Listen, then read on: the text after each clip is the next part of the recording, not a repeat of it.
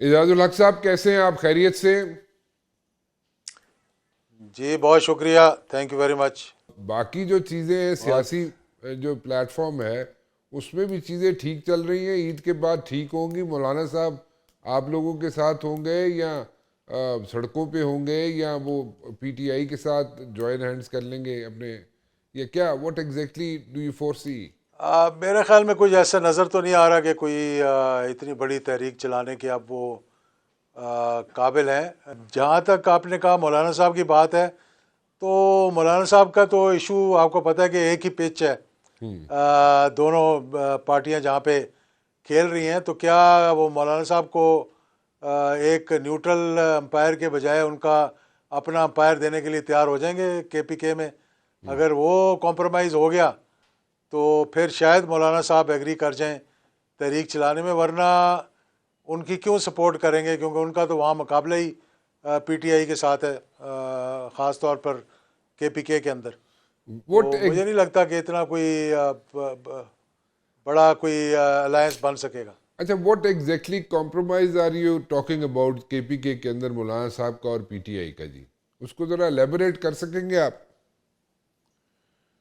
دیکھیں، مولانا صاحب کو اپنی سیٹیں چاہیے، خاص طور پہ ان کا جو کہتے ہیں کیپٹن ہے کے پی کے کا، علی امین گھنڈا پور، ان کی اور مولانا صاحب کی ایک ہی پچ ہے، وہ دونوں ایک ہی پہ کھیلتے ہیں، یا وہ کھیل سکتے ہیں یا وہ کھیل سکتے ہیں۔ تو کیا یہ کنسیڈ کریں گے وہ سیٹیں جو مولانا صاحب کے پاس تھیں؟ وہاں تو اب پی ٹی آئی کا زور جو ہے، پچھلے 2 الیکشنز میں وہاں سے پی ٹی آئی کا زور ہے، تو بڑا مشکل ہے میرے خیال میں کہ اس قسم کے کوئی کمپرومائزز کرنا۔ اور دوسرا ایسا کوئی ایشو مجھے نظر نہیں آ رہا جس ایشو پہ لوگوں کو وہ موٹیویٹ کر سکیں کہ باہر نکلیں۔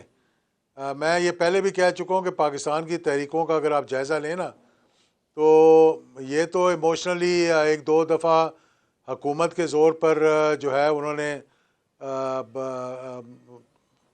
کے پی کے سے چڑھائی کر دی ہے، ورنہ پاکستان کے اندر جتنی تحریکیں چلی ہیں، جب تک ان کو، چاہے وہ پی این اے کی تھی، چاہے وہ اس کے بعد تھی، کہ جب تک اس کے پیچھے کوئی ایسا ایلیمنٹ نہ ہو، ایسا عنصر نہ ہو جو کہ لوگوں کے جذبات کے ساتھ کھیلے، یعنی کہ ختم نبوت کی تحریک ہو گئی یا نفاذ اسلام کی تحریک ہو گئی، تو اس پہ تو لوگ جذباتی ہو کے باہر نکلتے ہیں۔ لیکن کسی کو اٹھا کے وزیر اعظم بنانے کے لیے یا کسی کو نکالنے کے لیے، یہ ابھی ٹرینڈ پاکستان کے اندر اتنا میرے خیال میں کھل کر سامنے نہیں آیا۔ گنڈا پور کے ساتھ تو ویسے بھی مولانا صاحب کی نہیں بن رہی، اور شروع سے ہی نہیں بن رہی، جیسے کہ آپ نے بتایا، اور سب کو پتہ ہے کہ ایک ہی علاقے کا مسئلہ ہے۔ تو اگر گنڈا پور صاحب کو عمران خان صاحب، یو نیور نو، کہ عمران خان صاحب کہیں جی گنڈا پور نو میں ہٹا دینا، تو پھر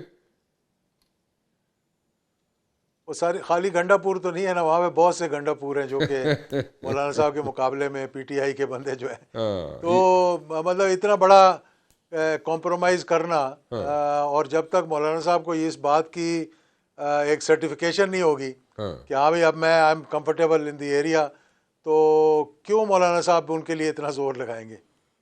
ہاں ٹھیک کہہ رہے ہیں آپ، یو رائٹ، یو رائٹ۔ اچھا، طاہر القادری صاحب کا بھی ذکر کیا جا رہا ہے کہ شاید طاہر القادری بھی عید کے بعد یا رمضان کے آخری عشرے میں آ جائیں واپس۔ آپ کو کوئی اس قسم کی پاسبلٹی نظر آتی ہے؟ اب یہ پتہ نہیں کہ ان کا کینیڈا کا سٹے پورا ہو گیا اور ان کو پاسپورٹ مل گیا کہ ابھی نہیں ملا، وہ وہ تو تو ساڑھے سٹے کے تین لیے میرے سال خیال سے میں تو زیادہ عرصہ ہو گیا دے اعجاز صاحب، 3.5 سال تو رہنا تھا، وہ تو ہو گیا ہاں پورا۔ میرے خیال میں 5 سال کا 5 سال ہونے چاہیے۔ میں طاہر القادری صاحب کا بھی میرا نہیں خیال کہ اب پاکستان کی انٹرنل پالیٹکس کے اندر، کیونکہ ان کو ایک بہت بڑا دونوں کزنز نے ایک دوسرے کو یعنی کہ کمپلیمنٹ نہیں کیا، ہاں جو کہ دھرنے کے اندر تھے، جی اور ہاں جب راستہ نکل گیا چھوٹے کزن کے لیے، ہاں تو انہوں نے پھر بڑے کزن کو بالکل ہی فارغ کر دیا۔ تو میرا نہیں خیال کہ وہ کس کے لیے آئیں گے طاہر القادری صاحب، ہاں جب تک کہ ان کو خود اپنے لیے نہ نظر آ رہا ہو کہ میں جو ہے لیڈ کروں گا اور میں آ کر کچھ امپیکٹ بنا سکتا ہوں، تو جب تک میرا نہیں خیال طاہر القادری صاحب وہ ایفرٹ کریں گے دوبارہ یہاں آ کر۔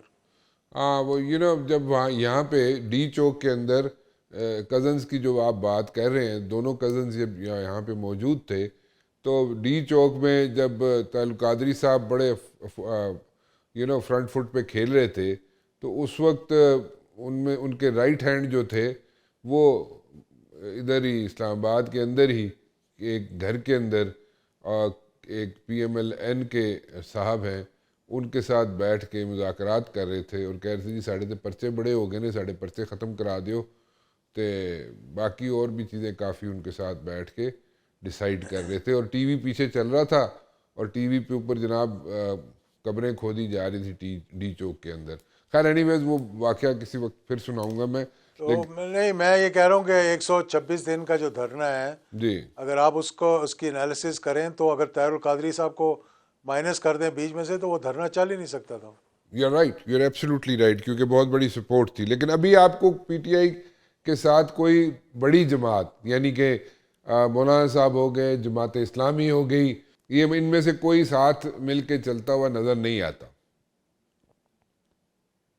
مطلب موجودہ صورتحال میں تو نظر نہیں آتا. اگر کل کچھ ایسے ایونٹس ٹریگر کر جائیں جس میں کہ آپس میں جماعت اسلامی یا کوئی ایسی جماعت جس کی پبلک موبلائزیشن کی کیپیسٹی ہے. جیسے آپ نے اگزامپل دیا کہ جناب 2-3 مرتبہ پی ٹی آئی والے اسلام آباد آ چکے ہیں، لیکن ایز سچ ان کو کوئی ان کے آبجیکٹیوز اچیو نہیں ہوئے.